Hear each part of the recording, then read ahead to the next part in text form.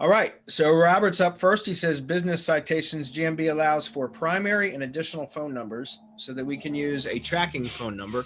However, other directories demand that whatever phone number used on the directory citation has to match the website. So if we are using dynamic phone number swap call rail on the website, the directory citation phone number will never match the website.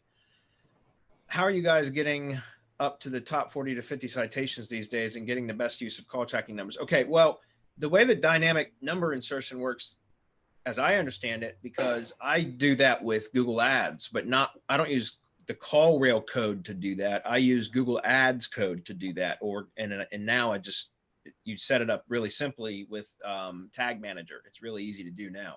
But you used to have to add like a specific code to the site, and it doesn't actually overwrite the number on the site unless certain criteria have been met, like a lead source, for example, like coming through the Google Ads, a click through from the Google Ads platform. When the page loads, Google will rewrite or display a different phone number, which is a tracking phone number. It's for conversion tracking purposes, that instead of showing what the actual phone number that is published on the website is. So I'm assuming that that's how call rails work, or call rails dynamic number insertion works. I don't know that to be sure because I haven't looked into it, but I'm assuming that that's how it works. And if that's the case, you shouldn't have any problem with the phone number matching the citation that's also on the website. Where the problem would occur is if you're trying to put a tracking number in the citation that's not published on the website. That's not the regularly displayed phone number on the website, if that makes sense. Because as you just said, the citation directories, a lot of them are going to want the phone number that's actually listed on the web. So if they just go directly to the website, they should see whatever the phone number is listed on the website.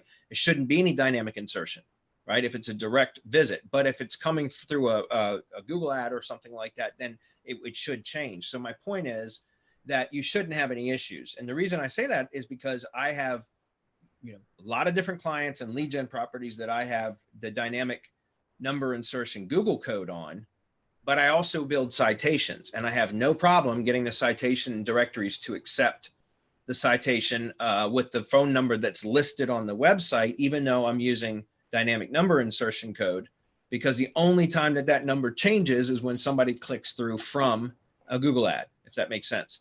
So I don't know that answers your question, but I'm assuming that it seems to me like you're thinking there's going to be a problem when there shouldn't be, in my mind, at least if I'm interpreting the question correctly. Does anybody want to comment on that? No, I think that was perfect. No, okay. Let's move on.